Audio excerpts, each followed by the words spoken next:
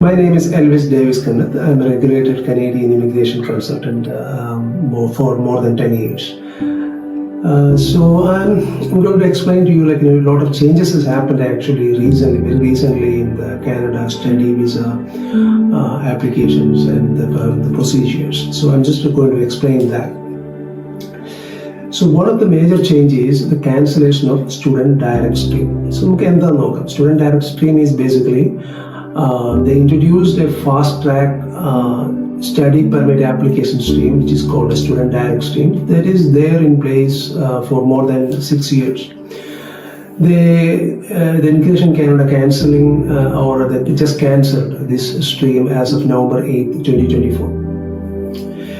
ഇതിന്റെ പ്രത്യേകത എന്താണെന്ന് വെച്ചിട്ടുണ്ടെങ്കിൽ ഒരാള് സ്റ്റുഡൻറ് ഡയറക്ട് സ്ട്രീമിൽ അപ്ലൈ ചെയ്യണമെങ്കിൽ അവര് basically they have to be, the person has to be like a resident of certain countries, that is including India. ഇപ്പോൾ ഇന്ത്യയിലുള്ള സ്റ്റുഡൻസ് ബഹുഭൂരിപക്ഷം പേരും അപ്ലൈ ചെയ്യുന്നുണ്ടായിരുന്നു സ്റ്റുഡൻറ് ഡയറക്ട് സ്ട്രീം വഴിയാണ്. അപ്പോൾ അവർ ഒരു ഗ്യാരണ്ടീഡ് ആയിട്ടുള്ള ഒരു പ്രോസസ്സിംഗ് ടൈം അവർ പറയുന്നുണ്ടായിരുന്നു. വിതിൻ 3 weeks അവർ അത് പ്രോസസ്സ് ചെയ്യുന്നതിനായിരുന്നു. ചില കേസിൽ 4 weeks അവർ എടുക്കാറുണ്ട്.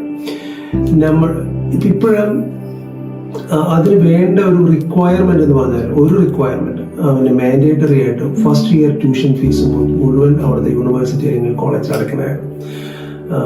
അവർ പറയണത് the student has to pay the first year tuition fee in full to the DLI അല്ലെങ്കിൽ ഡെസിഗ്നേറ്റഡ് ലേണിംഗ് ഇൻസ്റ്റിറ്റ്യൂട്ട് എന്ന് പറഞ്ഞാൽ അവിടുത്തെ കോളേജ് അല്ലെങ്കിൽ യൂണിവേഴ്സിറ്റി.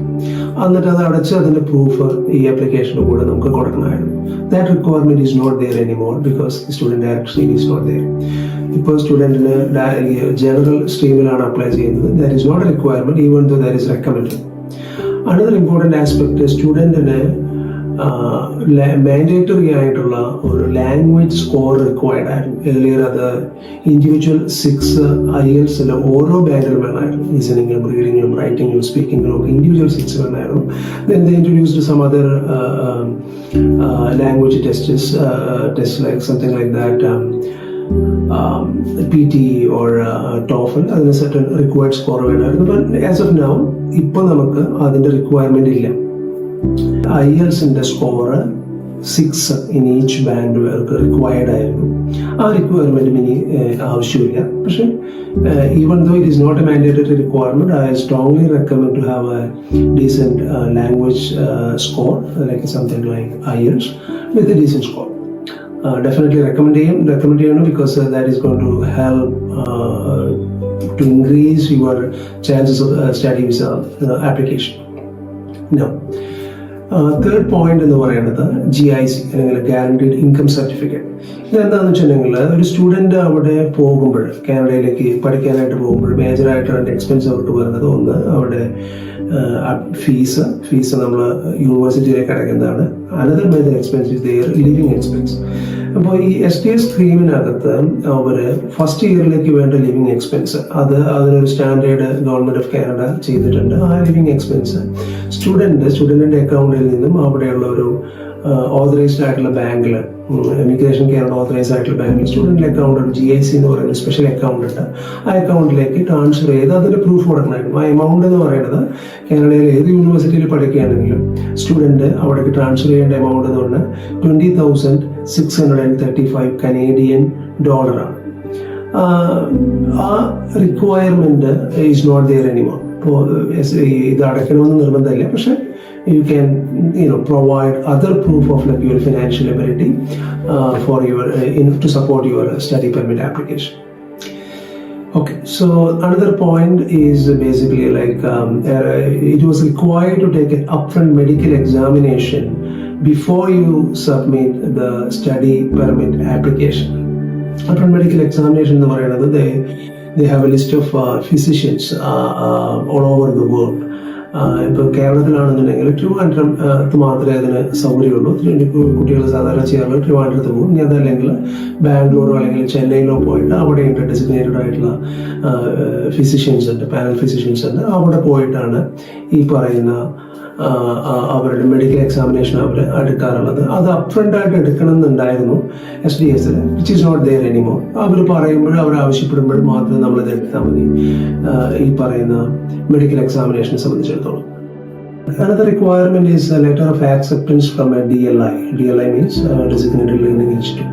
That means നിങ്ങളൊരു യൂണിവേഴ്സിറ്റി അല്ലെങ്കിൽ കോളേജ് നിങ്ങളെ ആക്സെപ്റ്റ് ചെയ്തെന്നുള്ളതിൻ്റെ പ്രൂഫ് നിങ്ങൾ പ്രൊവൈഡ് ചെയ്യേണ്ടതാണ്. ഇത് ഇപ്പോൾ പുതിയ ആപ്ലിക്കേഷൻ, അതായത് ഇനി കൊടുക്കാനായിട്ട് പോകുന്ന ആപ്ലിക്കേഷൻ, ഇതൊരു റിക്വയർമെന്റ് തന്നെയാണ്. നിങ്ങൾക്ക് letter of acceptance is a mandatory requirement for study permit application. മറ്റൊരു റിക്വയർമെന്റ് SGS ഉണ്ടായിരുന്നു. നിങ്ങളുടെ റീസെന്റ് ആയിട്ടുള്ള എഡ്യൂക്കേഷനിൽ നിങ്ങളുടെ ട്രാൻസ്ക്രിപ്റ്റ് നിങ്ങൾക്ക് സബ്മിറ്റ് ചെയ്യണമായിരുന്നു. റീസെന്റ് എഡ്യൂക്കേഷനിൽ there is not requirement for general.